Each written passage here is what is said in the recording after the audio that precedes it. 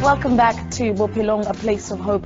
We have with us now Lerato Mahoyi, a facilitator for Activate Change Drivers, who's going to speak to us about how we go about creating young community leaders just like Thulani Madondo in various other communities throughout the country. Lerato, thank you so much for joining us. Thank you so much, Naledi, for the input. Well, firstly, tell us about Activate Change Drivers. What exactly is Activate? All right. It says in the name, Activate Change Drivers. Activate is a network of young leaders who are being equipped to drive change for the public good in South Africa. So it's a network where we bring in different and diverse young people in South Africa who are passionate about driving the change in South Africa, really. You know, young people who are in business, who are in varsity, young people who are in civil society, young people who are in government, to say, how do we begin to work together as young people with the tools that we expose them to be able to drive change for the public good in the country that we all want to see being a great country.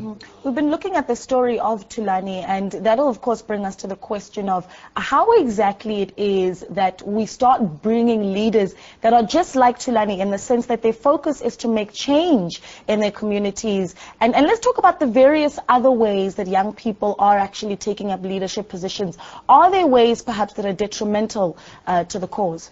Well, Naledi, firstly, the fact that a young person like Thulani on his own, he's an activator, you know, because activators are not people who now go to school to go and learn about certain things. They come to activate, to come and share and expose whatever it is that they have. So young people really have a lot of, you know, ideas and great ideas and all of that. But one of the things that Activate that we deal with is really the innovation part of it. To say, firstly, when you come up with this great idea, whether it's going to bring you money or it's going to make your community a better place and all of that, what is innovative about it? Has there been other organizations or other people who have actually tried what you want to do? So what is the different thing that you're bringing? But secondly is to say that we all want to save the world and we all want to make money as young people, and we all energetic. But the truth is that in silos we will not be able to do that. So we need to start working together to say, how does the issue of HIV and AIDS affect an issue of service delivery and education system and the accountability in government and all of those things. So then there's platforms like Activate where we get young people to come in, talk about their ideas and share, you know, ideas, but most importantly to say, how do we begin to say what we say and actually begin to take action with the things that we're doing? Because a lot of times as young people, we want to do so much, but we don't get those platforms and all of that. So there's lots of opportunities that are out there. And I think with Thulani's story, that's one thing that we see, that if you are passionate about something, go for it. You know, go to school if you need to, join programs like Activate if you need to, go and meet with other young people who are passionate about more or less the same thing that you are working on. Because the truth is that your energy can be channeled in the right way when you finally find the people who know exactly what needs to be done with whatever it is that you want to do. Looking at the story of Thulani, you know, he's traveled the world, he's met the likes of former President Bill Clinton, gotten so much support from the international world. But here locally, are we giving enough support to the leaders that take up leadership positions in our various communities? Naledi, there's a lot of success stories that we can tell in South Africa. I mean, with the activators that we work with, you know, we have young people who have participated broadly in the World Cup, you know, where they have an advert, the Gogos that run, that play soccer in Limpopo. It's one of the activators that we have. And it's basically to start saying that we won't be able to know about what it is that you do when you are sitting in your own corner. But the truth is that when you look at where South Africa is right now, Activate is also one of the programs that exposes young people in leadership roles, because we must remember, we can't just take over South Africa. We need to be mentored in the right direction. We need to be able to our feet as we grow up, because as they say, so we can't just decide all these old people must now take a back seat and watch us do what we need to do and all of that, because what we want to do is not always the right thing, but it's to say, how do we begin to expose ourselves to opportunities in South Africa, because there's a lot of them, Naledi. There's a lot of opportunities, either in the workplace, either the fact that young people can now go to university, the fact that young people can join programs like Activate and be exposed to other young people. So there is a lot of that, and young people are really taking leadership. But because the other thing, Naledi, that I want to talk about when it comes to leadership is that it's not about taking the country's leadership or the community.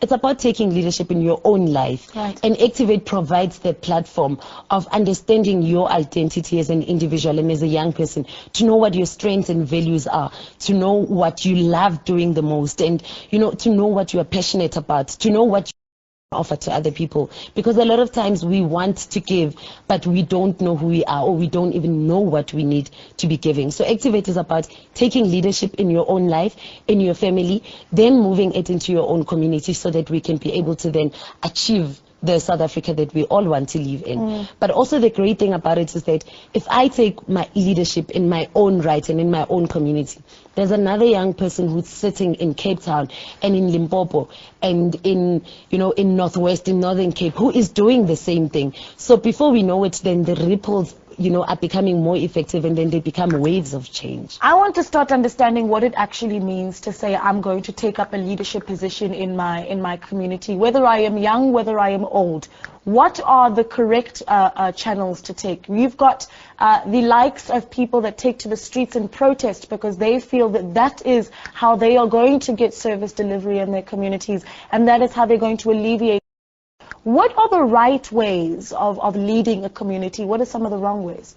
Naledi, a lot of times we sit and we think we have the answers, like I said. But one of the sessions that I love at Activate, where we take young people through some of those sessions, are sessions like understanding your own community dynamics before you can even say, I'm going to protest for a house, where we give activators home tasks to go and learn about their own community, their own municipality.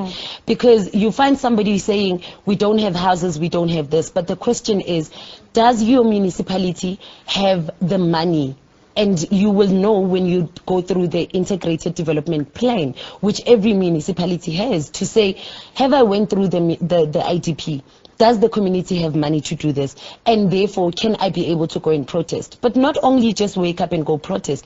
Have I followed the right procedures to be able to do that? Because a lot of times you find that we go and protest in our own municipality for houses, but when we really look at the structure of and navigating the political landscapes of South Africa, you realize that your municipality is not the one that is responsible for housing in South Africa. So it's about understanding the channels as a young person, and that's what Activate really provides to young people, to say, before you can even say you want to drive the change, first you need to be an active citizen yourself. You need to attend IDP meetings in your communities. You need to understand everything. You need to know who your councillor is and who your mayor is, because a lot of times we march and we protest and we ruin our streets and all of that because we do not understand.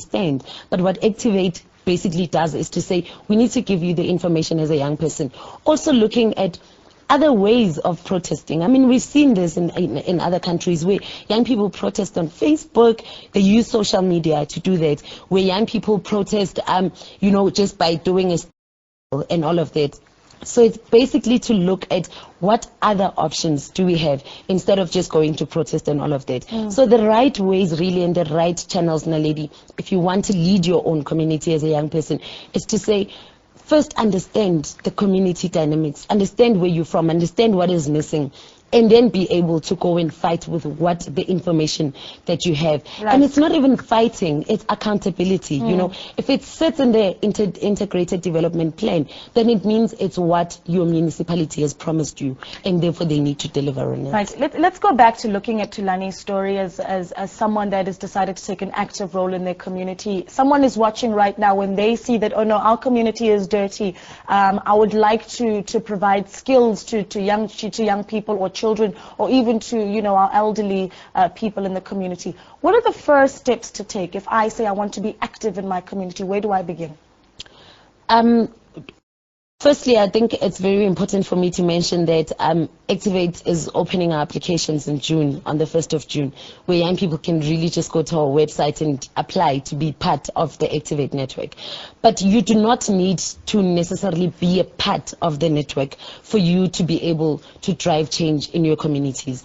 I also want you to be able to talk about how a rural a person who wants to change their community can do something, because the contrast between rural and urban areas, the situations you face may be completely different. That's absolutely true, Naledi, but it's also just about young people first being inspired, like stories of a person like Thulani, to be able to take a first step. Because if you look at Thulani's story, he didn't have someone that said, go and do this, go and do this, go and do this. It's something that he wanted to do. And it's something he started dreaming, and he said, look, this is what I want. And a lot of times it's because we want everything to on a silver platter, you know. So we want young people to then start taking responsibility in their own communities, to wake up every morning and say, if my community is dirty, the first thing I'm going to do as a young person is that I'm going to stop littering. Because that's also another thing. You cannot give what you do not have. What you do not have. Thank you so, Lerato, unfortunately, we have come to the end of the show, but thank you so much for joining us. I think the one thing that we take home with us